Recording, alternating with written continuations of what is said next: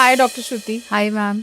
सो जैसे हम हमेशा हर साल विटिलिगो मंथ मनाते हैं, एज अ टीम हम सारे जितने भी क्वेश्चंस हैं पेशेंट्स के वैसे भी आंसर करते हैं, बट ये कुछ स्पेशल मंथ होता है हमारा। हाँ जी। और आपको भी बहुत इसका वेट रहता है विटिलिगो मंथ का, और विटिलिगो वाइकिंग्स है। बट ये जो हम एक इनिशिएटिव लेते हैं एज अ टीम कि हम पेशेंट्स के और भी ज़्यादा डीपर क्वेश्चंस को आंसर करते हैं। Yes right. सो कुछ क्वेश्चंस आपके लिए हैं मेरे पास, जहाँ पर मुझे लगता है कि आप उसे बहुत अच्छे से पेशेंट्स के साथ शेयर कर सकती हैं। तो सबसे पहले कि क्लिनिक में जब कंसल्टेशन होती है, हम वुड्स लैम्प टेस्ट करते हैं न्यू पेशेंट्स के लिए जो सबसे पहली बार हमसे मिल रहे होते हैं। Yes, फॉलो अप में पहले आप हिस्ट्री लेती हैं, फिर आप वुड्स लैम्प करती हैं। मैं आपको बताती हूँ कहाँ कहाँ पे मुझे वुड्स लैम्प की ज़रूरत है। तो क्या ऐसे एक्सप्रेशंस हैं जो पेशेंट्स के चेहरे पे आप ऑब्जर्व करते हो, and as a doctor how do you handle that?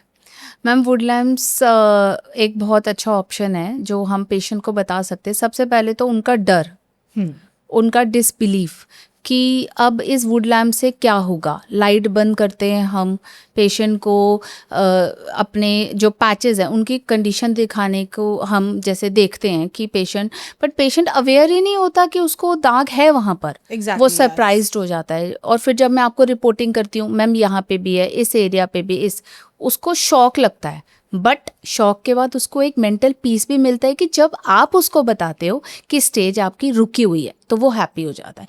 Main concern हमारा ये होता है जब बढ़ रहे होते हैं, पेशेंट ऑलरेडी चिंता में है, तो आपको रिपोर्ट करती हूँ कि मैम स्टेज प्रोग्रेसिव है। फिर आगे हम जब डिस्कस करते हैं तो प्रोग्रेसिव स्टेज को पेशेंट को बताने से हमें तसल्ली हो जाती है। पेशेंट को एक अंदर से तसल्ली होती है कि हाँ मैं इस स्टेज पे आया हूँ, ये मेरी परिस्थिति है। फिर आगे जो आप डिस्कस करते हो, आप आगे जैसे गाइड करते हो कि पेशेंस रखनी है, बढ़त से आए हो तो आप बिल्कुल ठीक हो सकते हो, और आप फिर बताते ही हैं जैसे आप मुझे बताते हो। एग्जैक्टली तो मुझे लगता है as a doctor progressive patches को बताना आप मानते हो कि हमें ज्यादा डिफिकल्ट लगता है उनको, थोड़ा सा डिफिकल्ट फील होता है कि यस, थोड़ा सा उनको डिफिकल्ट बताना पड़ रहा है। सबसे ज्यादा मुझे लगता है जब हमें डायग्नोस करना पड़ता है ना, उनके लिए और भी ज्यादा डिफिकल्ट है कि कोई नया पैच है and they don't even know कि वो क्या है।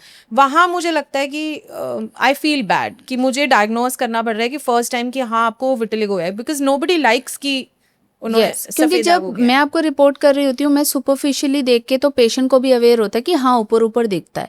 बट जब मैं आपके वुड लैम्प्स टेस्ट करके बताती हूँ कि मैम ये एल्बोस के अंदर मतलब कि लेयर पे भी है, फिर आप जो उसको फिर इलाबोरेट करते हैं, फिर उसको तसल्ली हो जाती है कि हाँ नहीं मेरे को यहाँ पे भी है, तो मुझे इसको कंट्रोल करके आगे फर्दर करना है। बिल्कुल। सो ये तो क्लिनिक की बात हो गई, दिल्ली क्लिनिक की, जहाँ पर ये सब करते हैं हम।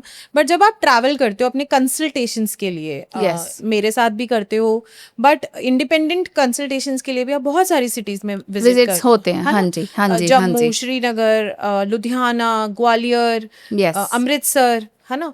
तो ऐसी सूरत में या जम्मू, श्रीनगर, पंजाब में आपको कहाँ ऐसा लगता है कि फूडीज बहुत ज़्यादा हैं जहाँ पर आपको डाइट एक्सप्लेन करना थोड़ा मुश्किल होता है? मैम फूडी तो हर एक ब्रह्मांड के किसी भी कोने में आप चले जाओ, सब जगह फूडीज हैं। बट मैं अपने विजिट्स में मुझे सूरत एक फूडी एरिया लगता है, बिकॉज समर सीज़न आ गया है तो वहाँ पे उनको आम रस का बहुत ज़्यादा होता है।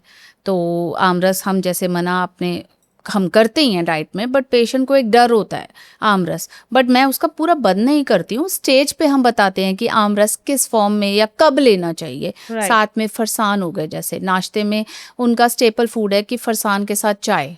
दुख तो मुझे बड़ा होता है कि उनको फरसान खाने को मना करती हूँ मैं, बट ये कि बिल्कुल मना करती हूँ फरसान, या चाय के साथ मना करती हूँ? यस, यही बताना चाह रही थी मैं डॉक्टर साहब कि फरसान चाय के साथ मना करके उसमें थोड़ा सा 1-2 घंटे का गैप या 1.5 घंटे का गैप, और उसमें कोई मसाला खट्टा ना हो या जिससे हमारी स्किन पे कोई इफेक्ट ना हो। जैसे आप गाइडलाइंस हम डाइट चार्ट में पूरा लिख कर देते ही हैं, तो पेशेंट थोड़ा फीज आउट हो जाता है कि हाँ जो मैम ने मेरा मना किया तो मैम ने मेरा कुछ लगा भी दिया, कि जिससे उसको तसल्ली हो जाती है कि हाँ मैं ये चीज़ खा सकता हूँ। तो आप अपने पेशेंट्स को राजी कर आते हो? खुश करके आती हूँ मैम कि खमन ढोकला भी फर्मेंटेशन में वैसे ना करके वैसे खा लो, बिना फर्मेंटेशन। यस, खट्टे मसाले न डाल के वैसे खा सकते हैं। तो आई एम श्योर कि आपके पेशेंट्स वेट करते होंगे अब विजिट का कि अब डाइट की क्वेरीज आपसे कर लेंगे। यस, या व्हाट्सएप पे भी आंसर करना पड़ता है हमें, राइट? वो अगली बारी डिशेस लिख के ले आते हैं कि इस डिश को मैंने इस तरह मोल्ड किया है तो मैम मैं खा सकती हूँ, या मैं बना के ऐसे खा सकती हूँ, तो मैं भी हैप्पी हो जाती हूँ और वो भी हैप्पी हो जाते हैं। चलो दैट्स गुड। अगर मैं फिर से वापस बात करूँ दिल्ली क्लिनिक की, ठीक है? यस। तो दिल्ली क्लिनिक में कोई ऐसा मोमेंट है आपका क्लिनिक पे जब आपको सबसे ज्यादा मजा आता है या कभी कभी सबसे ज्यादा आपको परेशानी लगती है? बच्चे अच्छा, ओके। बच्चे होते तो बहुत क्यूट है, आई लव किड्स, बट बच्चों के साथ पेरेंट्स आते हैं, but parents are much more curious about their kids कि बच्चों को प्रॉब्लम है।